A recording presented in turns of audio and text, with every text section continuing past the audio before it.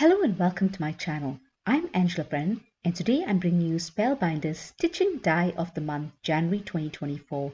It's called Bee Stitched. It encompasses a bee with wings and some flowers. I do 3 cards here and I use different mediums for each card. The first one I use a card and vellum. I was just going to use vellum, but you can see the stitches on the underside, so I just use a card and a vellum on top and I stitch them together. And I also use felt as well as some glitter card.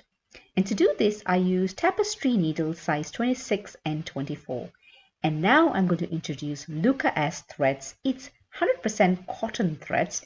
I used to use DOMST threads, but I found this a cheaper option. It's almost half the price and it's just as lovely. So I wanted to try it out. I've been using it for a few months now and I absolutely adore it. So it's a much more cost-effective alternative. It's 100% cotton. It's the same length as you'd get in a skein of DOMST thread, and I use it to do all my stitching today, apart from the glitter thread which I use, the DOMST diamond thread, as well as Alter metallic threads. This thread has 6 strands and I use only 4 strands to do the stitching on the bee.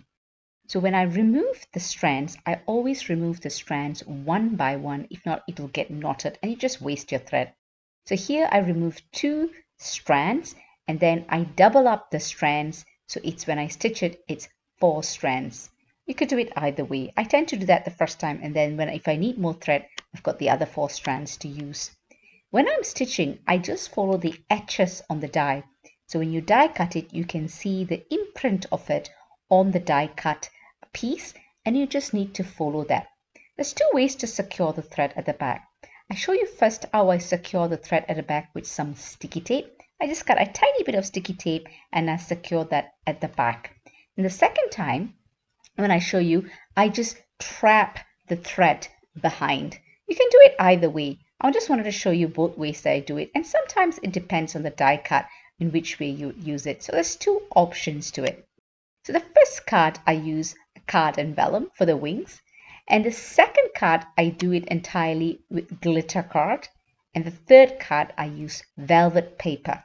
So there's many mediums you can use to do the die cutting, and then you stitch it the same way. And when you stitch it, you can use 6 strands or 4 strands. I always like to try it with 4 strands first, because if you do 6 strands, because if you see the circular bit that I'm stitching now, it tends to go to the center, and 6 strands will make it too snug, and sometimes you could end up tearing the die cut.